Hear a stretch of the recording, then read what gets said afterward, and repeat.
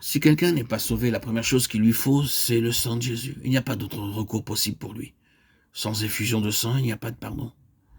Le pécheur inconverti, consciemment ou non, est véritablement un esclave du diable, un prisonnier de Satan. Peut-être ne le sait-il pas, mais cela ne change rien à l'état de fait. Or, le sang de Jésus touche à cet abîme de condamnation et de mort, dans ce sens qu'il est du côté de la vie, l'instrument du rachat de la condamnation et de la mort. Reconnaître le sens et la valeur du sang de Jésus, tel est pour l'inconverti le tout premier pas du côté de la délivrance. Nous ne parviendrons jamais jusqu'à Dieu par un autre chemin. Nous aurons beau multiplier les efforts pour nous forcer un passage par une autre voie, en adoptant des habitudes chrétiennes, en poursuivant un idéal chrétien. Nous n'arriverons nulle part. Nous pourrons nous mêler à des chrétiens, passer pour chrétiens au milieu d'eux, être chrétiens aux yeux du monde. Il n'en restera pas moins que ce fait est inébranlablement établi sans qu'il y ait aucune possibilité de doute à cet égard. Aux yeux de Dieu, personne ne peut sortir du royaume de Satan pour entrer dans le royaume du Fils de son amour, sinon par le chemin du sang que Jésus-Christ a versé.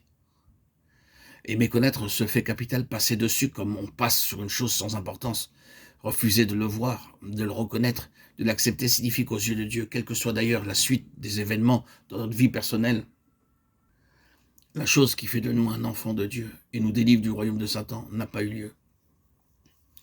Il est essentiel, bien-aimé, excusez-moi si je mets tant d'insistance dans cette affaire, il est indispensable que nous ne nous abusions pas sur ce point, que notre position vis-à-vis de Dieu soit juste, que nous ne présumions pas de nos relations avec lui, que nous ne tenions pas pour acquis quelque chose que Dieu tient pour nul et non avenu, mais qu'au contraire, notre position spirituelle soit fondée sur le roc, sur la base posée par Dieu. Car c'est à cette condition seulement que nous sommes acceptés dans le bien-aimé, dans le Seigneur Jésus, et que nous pouvons véritablement entrer en communion avec Dieu. Le besoin primordial de l'inconverti, son seul refuge, c'est le sang de Jésus-Christ, le Fils de Dieu, qui a été répandu pour la rémission de nos péchés. C'est par lui que notre rédemption a été accomplie, et c'est par lui qu'elle nous demeure assurée. Oui, Jésus, ton sang précieux a lavé mon iniquité.